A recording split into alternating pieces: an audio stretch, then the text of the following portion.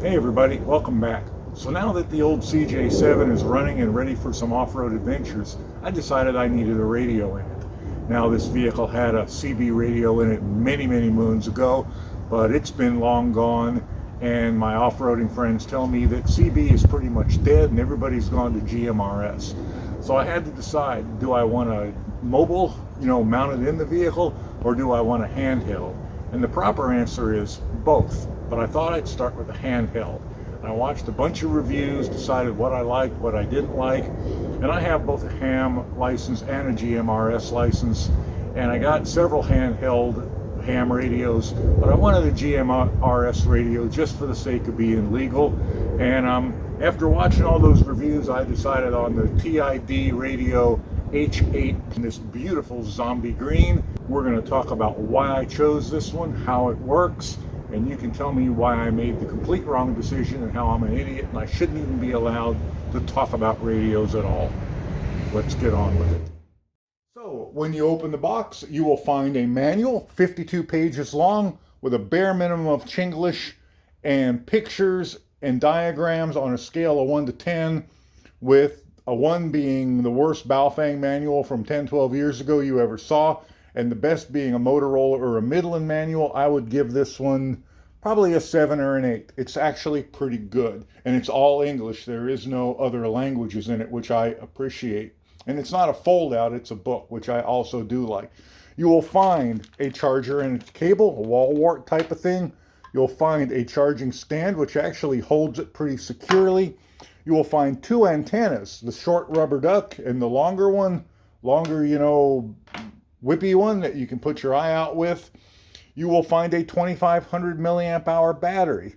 You will find, which I have already installed, a belt clip which screws onto the back of the radio with screws and a tool. I don't know what I did with the tool, probably threw it away, with a tool in it. And you will find a wrist strap, which I have also already installed. And you will find the Tidradio H8. This is the 2nd generation model, and this is the GMRS version, and we'll talk more about the GMRS versus the ham version here in a little bit. And that's what you get inside the box. The battery connects quite securely. It slides in. Let me see if I can get this on camera. It slides in like that. Then you press it down, and then there's a locking tab that you snap up like that. And as I'm sure you've already noticed, this is the zombie green version, which I really like because I'm sick of all black stuff that turns invisible on me and I leave it behind. So even if you drop this on the trail and get back in your vehicle, you ought to see this before you run over it. When you plug the charging stand in, you get a green light. You'll notice that there are some, I don't know if you can see it, but there are some like little wings in here, and then slots back here in the battery itself that hold it securely. When you slide it down, the charging light turns red. Another thing worth noting is when you plug the charger directly into the battery and don't use the charging station, there is a charge light on the battery itself. And yes, it does not have to be connected to the radio to charge the battery. You can do it outside. You can do it with the battery completely disconnected from the radio. Taking a look at the front of the radio, you have the screen, you have the VFO or frequency and memory setting on it. You have the Bluetooth button, and we'll talk more about the Bluetooth functionality in the app in a bit. You have a button that switches between A and B frequency. This can monitor 2 frequencies at once. You have a menu button, you have an up and down button, an exit button, and then you have the standard 1 through 0 and # keypad. On this side, you have the push to talk button, and then you have 2 programmable side buttons. On this side, you have the flap that you can put in the external microphone, or you can put in the a standard Baofeng Kenwood type of programming cable. On the top, you have the power button, you have the flashlight, and you have the alarm button. So one thing that's pretty cool about this radio is you can switch it between GMRS, ham, and fully unlocked mode. And you can do that with a couple of key presses when you power the radio on. So with the radio off, if I hold down the star button hold down the push to talk button, and it is kind of awkward, and turn it on, it'll say initial ham sys, data will be eraser, yes or not. So we get a little bit of Chinglish here. If I do this, it will wipe out my GMRS frequencies, put in the ham frequencies that it comes preset to, and I won't be able to transmit on the GMRS channels, but I will be able to transmit on the ham channels. I don't want to do that. I've already tried this. I know it works, so I'm going to say exit. For not, I'm going to turn it off. I'm going to hold down the 0, press push to talk, and switch it on. And again, it is kind of awkward. And now it's going to initial GMRS sys, which means it'll take out the ham frequencies that it comes preset to, put in the GMRS frequency channels it's preset to, and you will not be able to broadcast on the ham channels. You'll be able to listen to them, but you can't broadcast. You can't transmit. Sorry. I know that freaks some of you out. I'm going to say exit. For not, I'm going to turn it off. I'm going to hold down the pound button this time, the push to talk, and once again, I am going to awkwardly reach up and turn it on. And I didn't get it right. Let me try it again. Press to talk, pound, and turn it on. And now it says initial unlock sys. And that means it unlocks everything. Now you can broadcast on bloody anything you want, probably including the NOAA channels, which you don't want to do. And I'm going to say not, because I don't want to wipe it out and have to put it back. Something worthy of note, this is the GMRS version of this radio, and they do make a ham version of this.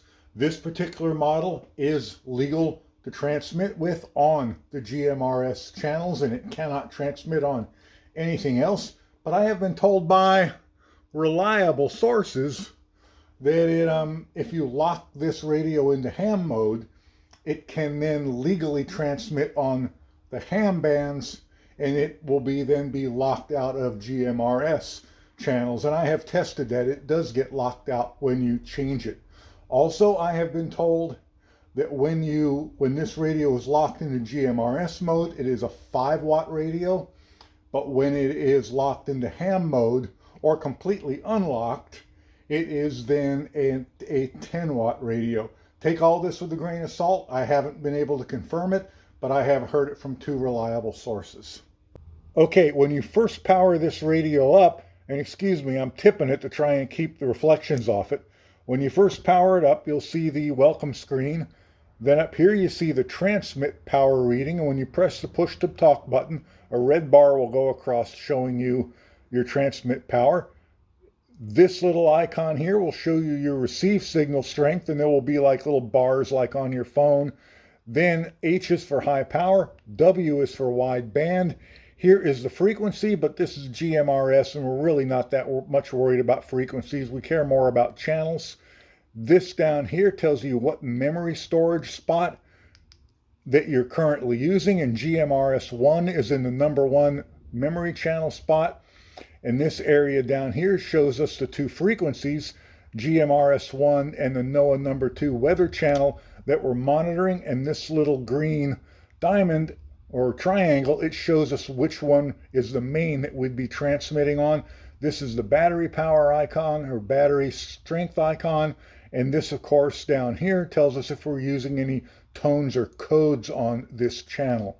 This being a GMRS radio, it already comes with all the GMRS channels pre-programmed. You'll see we're on number 1, we're on high power and wide band. If I move up, we stay on 2, 3, you'll see the frequency change. And on number 8, we show low power and narrow band. That's because 8 through 14 are shared with FRS, which are limited to narrow band, and I think 2 watts of output power. Once we get back up to 15, we go back to high and wide, and we stay on high and wide all the way up to 22.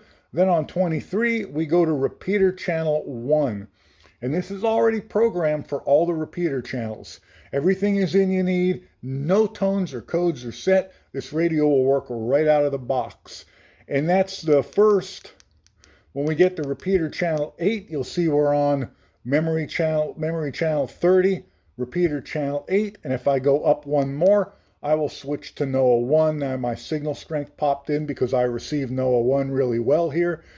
Everything between memory channel 31 and 188 is yours to use to program in channels that you can listen to, or duplicates that have tones or codes, things like that, but you can do with them as you please.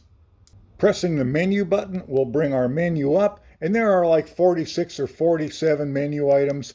I'm not going to go through what they all are. We'll run them through here real quick, and if you want to slow it down and look at them, you can. I probably only know what like 35 of them actually do. And I may be wrong about some of those. So I'm not going to try and explain what I don't really know what is. And the manual only covers up to 41, but if you go to their website, it shows what the rest of them are. And obviously, if you've ever had a radio before, you'll probably recognize what they are without a problem. If I haven't already mentioned it, this radio is chirp compatible. I'm using an 8-year-old cable I got for my Baofangs, and I've had no issues with it whatsoever. The Tidradio programming app also works on my Windows 11 computer. Haven't had any issues with it either. But let's take a look at the Bluetooth functionality, because that's one of the main selling points for me. So we're going to turn the radio on. We're going to press the Bluetooth button right here. It says BL. And then you'll notice a little Bluetooth icon appears there. Now the app you're going to want to get is called OD Master. It's in the Apple App Store or the Google Play Store. And I'm going to start it up. You'll notice when you start it, one of the first things it does, it asks you to create an account. You do not have to create an account. If all you want to do is program the radio and save the channels and set the menu options, you do not create an account. You do get all the social aspects of it and some other things if you do create an account. I did because I wanted to play with that, but honestly, you might not even be interested. Once you decide to skip or create an account, either skip or log in, I'm going to go ahead and log in. I'm going to select model of radio. It's a Tidradio H8. It's an H8 GMRS. Now I'm going to tap connect Bluetooth. And now I need to tap this little button over here. I think this calls it Kit 9000. No, Kit 9600. I think it's incremented it. Anyway, now we're going to type read, and you'll see it. And I've had no issues with this at all. It starts reading the channels and the menu settings off the radio, and you'll see that it really is pretty quick. It's at 50% already, and I'm not speeding this up. It's not quite as fast as Chirp, but also it isn't that much slower either. So it is read from the radio, and now we can see all the channels. We can change channel up here to whatever we want, and we can make any changes we want. We can see all the menu settings here. We can change anything we want here. We can reset the radio. We can save all these settings. We can set scan lists and things like that, and we can write back to the radio. Just for sport and amusement, let's do a quick speaker test and see what it sounds like. I'm sure most of you will recognize what this is. This is a Baofeng radio, a UV5R. I have both these radios set to NOAA 1, so I get a very good signal on NOAA 1. Let's listen to the Baofeng. Sunday, partly sunny in the morning, then becoming sunny. Highs in the lower to mid-60s. Sunday night, mostly clear. Let's listen to the TID radio. To 46. Christmas Day, mostly sunny. Highs in the lower to mid-60s. Monday night. Let's go back to the Baofeng. Lows 37 to 44. Tuesday, sunny. Let's turn them all the way up. Highs in the lower to mid-60s. That's max. Tuesday night, clear. Let's go back to the TID radio. Wednesday, partly sunny. That's max. Highs in the 60s. So there you have it. There's a speaker test between the two. Personally, to my ears, the TID radio sounds better, but they are both completely usable. Well, there you have it. That's my unboxing and initial impression of the Tidradio H8 GMRS version in beautiful zombie green. I really wanted to do a transmit, test, but living down in the valley the way I do, with mountains all around and without a friend, with another GMRS radio nearby, and without, a repeater that I can access that covers the area I'm in, I really can't do it until I get out on the trail. I did send one of these as a gift to a family member, but unfortunately he's far enough away that that's really not going to do me any good either. Anyway, thanks for watching, everybody. Using my affiliate links, I'll put an affiliate link below to Amazon for this radio. And if you're watching this anytime near where it comes out during Christmas, there may even be the Christmas sale still going on at tidradio.com. Anyway, thanks a bunch, and I'll catch you in the next one. Bye for now.